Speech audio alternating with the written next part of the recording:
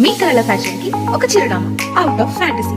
నిషా అగర్వాల్ గారి ఆధ్వర్యంలో kurtis, saris, lehengas, coord sets, cotton suits, partywear dresses, partywear saris, Indo western dresses and bedsheets అందుబాటులో ఉన్నాయి. అంతేకాదు travel bags, Tanjore paintings, organising kits and pouches, imported items and many more. మరిన్ని వివరాల కోసం మా స్టోర్ ని సంప్రదించండి. లొకేషన్ వచ్చేసి ముకరం చౌరస్తా, Jagadamba complex, Mancherial. Topic Rayalaseema lift irrigation సంబంధించి నిజంగా చంద్రబాబు నాయుడు గారు ఈ మధ్యకాలంలో మాట్లాడిన మాటలు చూసినా, ఆయన మంత్రి గారు ఇరిగేషన్ మంత్రిగా ఉన్న చంద్రబాబు నాయుడు గారి గవర్నమెంట్లో ఉన్న మంత్రి గారు ఉన్న మాట్లాడిన మాటలు చూసినా అసలు వీళ్ళు మనుషులేనా అని అనిపిస్తుంది. ఎందుకంటే ప్రతి మాట రాక్షసులను గుర్తు చేస్తుంది. రాయలసీమ లిఫ్ట్ ఇరిగేషన్ పనులను ఆపేయాలి అని అంటూ ఏకంగా తెలంగాణ ముఖ్యమంత్రి గారు అసెంబ్లీలో క్లోజ్ డోర్ మీటింగ్లో తాను అడిగానని, తన మీద గౌరవంతో చంద్రబాబు గారు ప్రాజెక్టును ఆపేశారు అని ఏకంగా తెలంగాణ ముఖ్యమంత్రి తెలంగాణ నిండు అసెంబ్లీ సభలో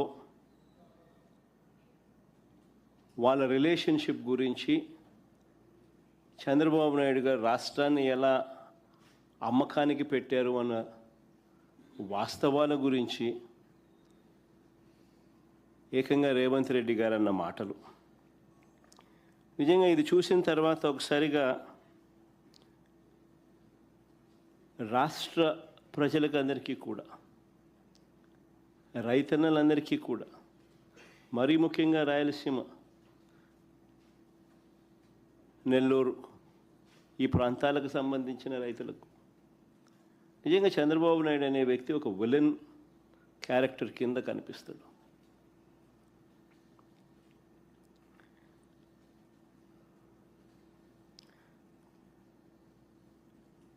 ఆ కుర్చీలో చంద్రబాబు నాయుడు గారు ముఖ్యమంత్రిగా కొనసాగుతూ తన సొంత రాష్ట్రాన్ని ఏ రకంగా తాకట్టు పెట్టాడు,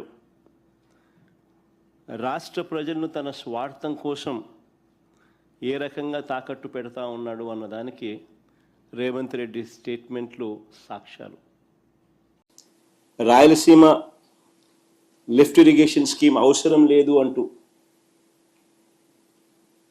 వీళ్ళు మాట్లాడుతూ ఉన్న మాటలు చూస్తే రేవంత్ రెడ్డితో చంద్రబాబు నాయుడు గారికి ఉన్న రహస్య ఒప్పందానికి అధికార ముద్ర వేసినట్టే.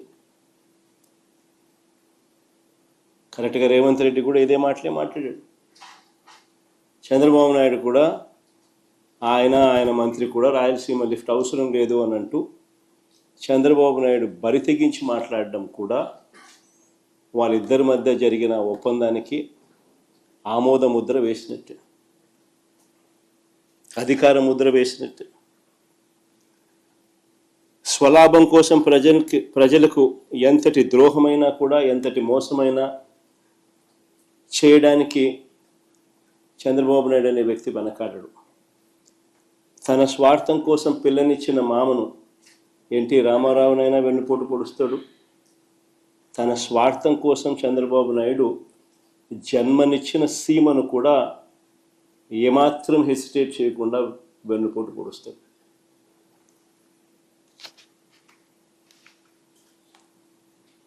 నిజంగా రాయలసీమ లిఫ్ట్ అన్నది ఒక గొప్ప ఆలోచన, ఒక గొప్ప ఉద్దేశం ఈ రాయలసీమ లిఫ్ట్ ప్రాజెక్టు వెనకాల ఉన్నమాట. కరువు కోరల్లో చిక్కుకొని ఉన్న రాయలసీమ ప్రాంతం, వ్యవసాయం ప్రశ్నార్థకరం అయిన పరిస్థితులు, తాగడానికి మంచినీళ్ళు కూడా ఒక్కొక్కసారి దొరకని పరిస్థితి.